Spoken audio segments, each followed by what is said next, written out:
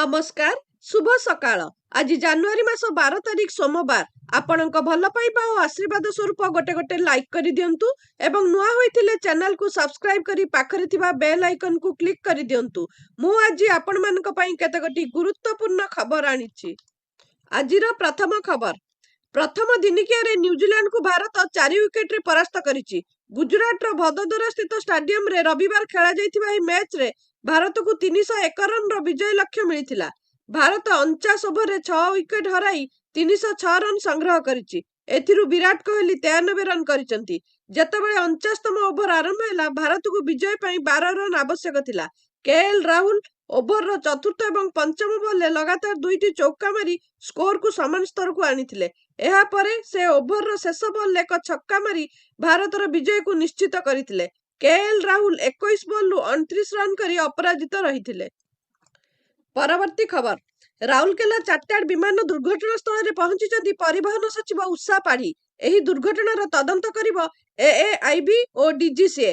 केमिति दुर्घटना हैला एवं काहेकि फोर्स लैंडिंग करागला ताहार तदंत करिवे।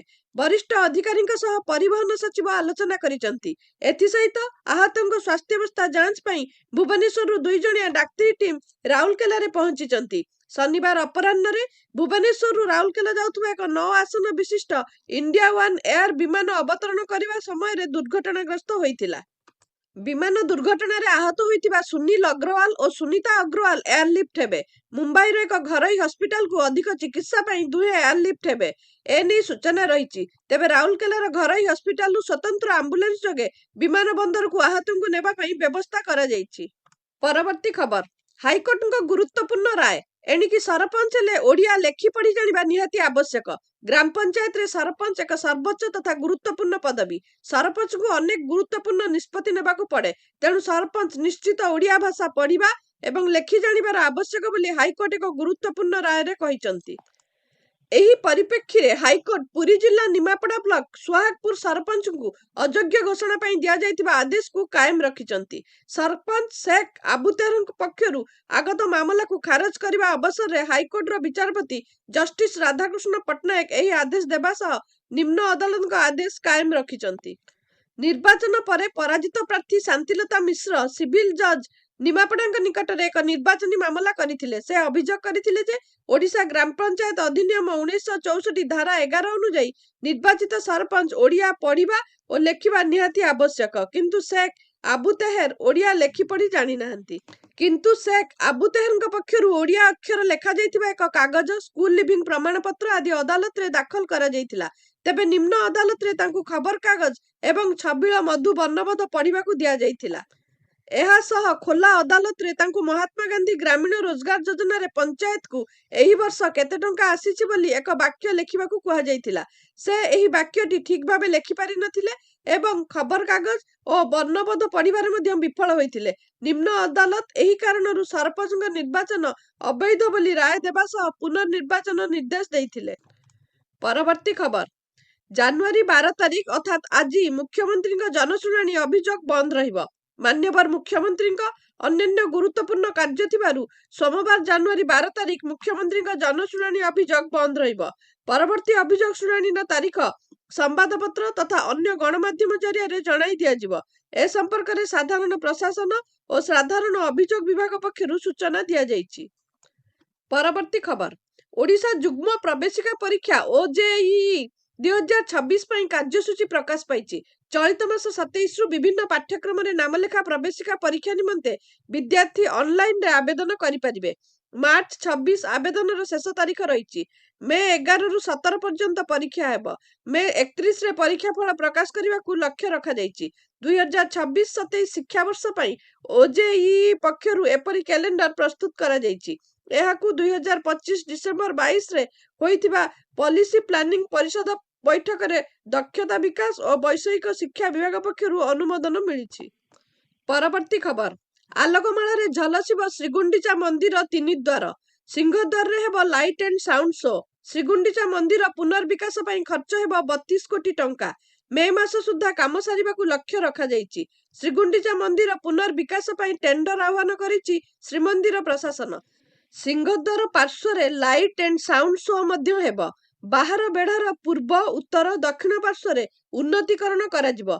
ପାର୍ଶ୍ୱକୁ ଲାଗି ହେବ ଉଦ୍ୟାନ। ଏହି କାମ ଆସନ୍ତା ମେ ମାସ ମଧ୍ୟରେ ସାରିବାକୁ ରହିଛି ଲକ୍ଷ୍ୟ। ବେଢାରୁ ପ୍ଲାଷ୍ଟର ଛଡାଯିବା ସହ ଖଣ୍ଡେ ଲାଇଟ୍ ପଥର ଲାଗିବ। ବେଢା କାନ୍ଥକୁ ମଧ୍ୟ କେମିକାଲ ୱାଶ କରାଯିବ।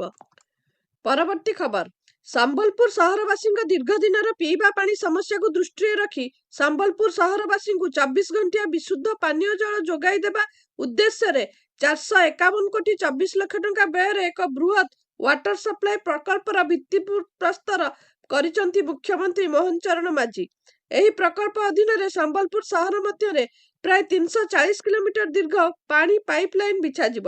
ସେଥିପାଇଁ ଗୋଟିଏ ଇନଟେକ୍ ୱେଲ୍ ଓ 2ଟି ଆଧୁନିକ ୱାଟର ଟ୍ରିଟମେଣ୍ଟ ପ୍ଲାଣ୍ଟ ନିର୍ମାଣ କରାଯିବ। ସମ୍ବଲପୁର ପଟେ 65 MLD ଏବଂ ବୁର୍ଲା ପଟେ 35 MLD କ୍ଷମତାର 2ଟି ଟ୍ରିଟମେଣ୍ଟ ପ୍ଲାଣ୍ଟ ସ୍ଥାପିତ ହେବ। ପରବର୍ତ୍ତୀ ଖବର। ଭୁବନେଶ୍ୱର ସାଲିଆସାହିରେ ଅବକାରୀ ବିଭାଗର ରେଡ୍। ଚୋରା ଦେଶୀ ମଦଭାଟି ଉପରେ ବଡ଼ ଧରଣର ରେଡ୍ କରିଛି ଅବକାରୀ ବିଭାଗ। ପୋଚ୍ ସାଙ୍ଗକୁ ମଦ ପ୍ରସ୍ତୁତ ସାମଗ୍ରୀ ମଧ୍ୟ ଜବତ ହୋଇଛି। ରେଡ୍ରେ ଅବକାରୀ ଥାନା ଅଧିକାରୀ ଓ ସ୍ୱତନ୍ତ୍ର ଟିମ୍ ସାମିଲ ଥିଲେ। ପରବର୍ତ୍ତୀ ଖବର। ବର୍ଷ ଆରମ୍ଭରୁ ଶ୍ରୀମନ୍ଦିର ଭିତର ଫଟୋ ପୁଣି ସାମାଜିକ ଗଣମାଧ୍ୟମରେ ପ୍ରଘଟ ହୋଇଛି। ମୋହିତ ନାମକ ଜଣେ ବ୍ୟକ୍ତି ଶ୍ରୀମନ୍ଦିର ଆନନ୍ଦ ବଜାର ଫଟୋ ନିଜ ଇନଷ୍ଟାଗ୍ରାମ ଆଇଡିରେ ଅପଲୋଡ କରି ପ୍ରଘଟ କରିଥିବାର ଜଣାପଡ଼ିଛି। ଶ୍ରୀମନ୍ଦିର ଆନନ୍ଦ ବଜାର ନିକଟରେ ଛିଡା ହୋଇ ଯୁବକ ଜଣକ ଫଟୋ ଉଠାଇଥିବାର ଅନୁମାନ କରାଯାଉଛି। ଫଟୋ ପ୍ରଘଟ ଘଟଣାକୁ ନେଇ ଜିଲ୍ଲା ଆରକ୍ଷୀ ଅଧୀକ୍ଷକ ପ୍ରତୀକ ସିଂ କହିଛନ୍ତି, ଘଟଣାର ତଦନ୍ତ କରାଯାଉଛି। ଫଟୋ ଯାଞ୍ଚ କରାଯିବା ପରେ ଶ୍ରୀମନ୍ଦିର ଆଇନ ଅନୁସାରେ ଫଟୋ ପ୍ରଘଟ କରିଥିବା ବ୍ୟକ୍ତିଙ୍କ ବିରୋଧରେ କାର୍ଯ୍ୟାନୁଷ୍ଠାନ ଗ୍ରହଣ କରାଯିବ। ସାଇବର ସେଲ୍ ସହ ଯୋଗାଯୋଗ କରାଯାଉଛି। ପରବର୍ତ୍ତୀ ଖବର। ସମ୍ବଲପୁର ସଦର ଥାନା ଅନ୍ତର୍ଗତ ମିର୍ଗାମୁଣ୍ଡାରେ ଗୁଳି ଚାଳନା, ନାବାଳକ ଗୁରୁତର, କଟକ ସ୍ଥାନାନ୍ତର। ଦିବ୍ୟାଂଶୁ ପୁରୋହିତ ନିଜର ଏୟାର ବନ୍ଧୁକରେ ଖେଳୁଥିବା ସମୟରେ ଭୁଲରେ ଗୁଳି ଚାଳନା ହୋଇଥିଲା। ନାବାଳକ ଛାତି ତଳେ ଗୁଳି ବାଜିଥିଲା। ନାବାଳକ ଜଣକ ଭଡ଼ାରେ ରହୁଥିଲେ। ଗୁଳି ବାଜିବା ପରେ ନାବାଳକଙ୍କୁ ପ୍ରଥମେ ବୁର୍ଲା ଓ ପରେ କଟକ ମେଡିକାଲ ରେଫର କରାଯାଇଛି। ଅଭିଯୁକ୍ତକୁ ପୋଲିସ ଅଟକ ରଖିବା ସହ ଘରୁ ବିଭିନ୍ନ ସାମଗ୍ରୀ ଜବତ ହୋଇଛି। ପରବର୍ତ୍ତୀ ଖବର। ପ୍ରଧାନମନ୍ତ୍ରୀ ନରେନ୍ଦ୍ର ମୋଦି 3 ଦିନିଆ ଗୁଜରାଟ ଗସ୍ତରେ ଅଛନ୍ତି। ଜାନୁଆରୀ 10 ତାରିଖ ରାତିରେ ପ୍ରଧାନମନ୍ତ୍ରୀ ସୋମନାଥ ମନ୍ଦିରରେ ପହଞ୍ଚି ଓଁକାର ମନ୍ତ୍ର ଜପ କରିବାରେ ଅଂଶଗ୍ରହଣ କରିଥିଲେ। ଏହି ସମୟରେ ସେ ମନ୍ଦିର ପରିସରରେ ଆୟୋଜିତ ଏକ ଭବ୍ୟ ଡ୍ରୋନ୍ ଶୋ ମଧ୍ୟ ଦେଖିଥିଲେ। ଜାନୁଆରୀ 11 ତାରିଖ ରବିବାର ପ୍ରଧାନମନ୍ତ୍ରୀ ସୋମନାଥ ମନ୍ଦିରକୁ ସୁରକ୍ଷା ଦେବା ପାଇଁ ନିଜ ଜୀବନ ବଳିଦାନ ଦେଇଥିବା ଶହୀଦମାନଙ୍କୁ ଶ୍ରଦ୍ଧାଞ୍ଜଳି ଜଣାଇବା ପାଇଁ ଆୟୋଜିତ ଶୌର୍ଯ୍ୟ ଯାତ୍ରାରେ ଅଂଶଗ୍ରହଣ କରିଛନ୍ତି।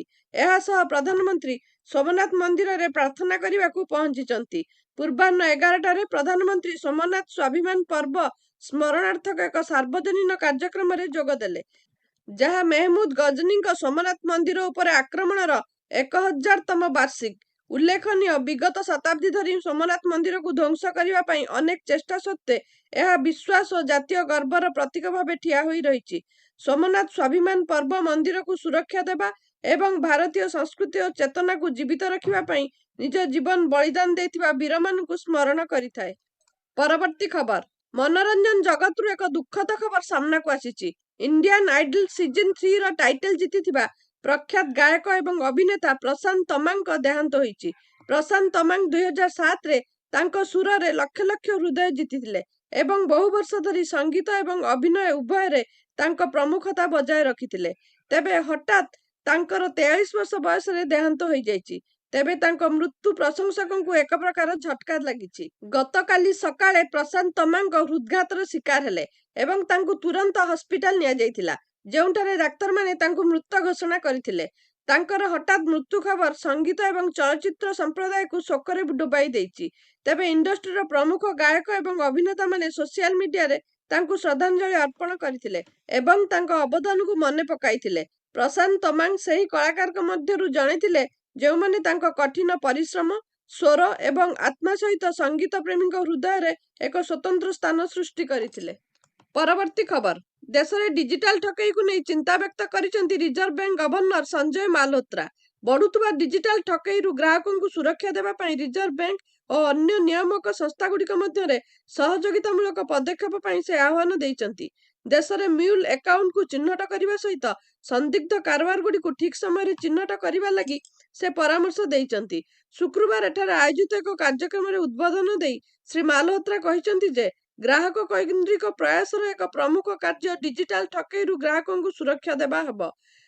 ଏଥିସହିତ ଆର୍ଥିକ ପ୍ରତିଷ୍ଠାନଗୁଡ଼ିକ ସେମାନଙ୍କ ସ୍ତରରେ ଏହାକୁ ରୋକିବା ପାଇଁ କାର୍ଯ୍ୟ କରିବା ଆବଶ୍ୟକ। ପରବର୍ତ୍ତୀ ଖବର।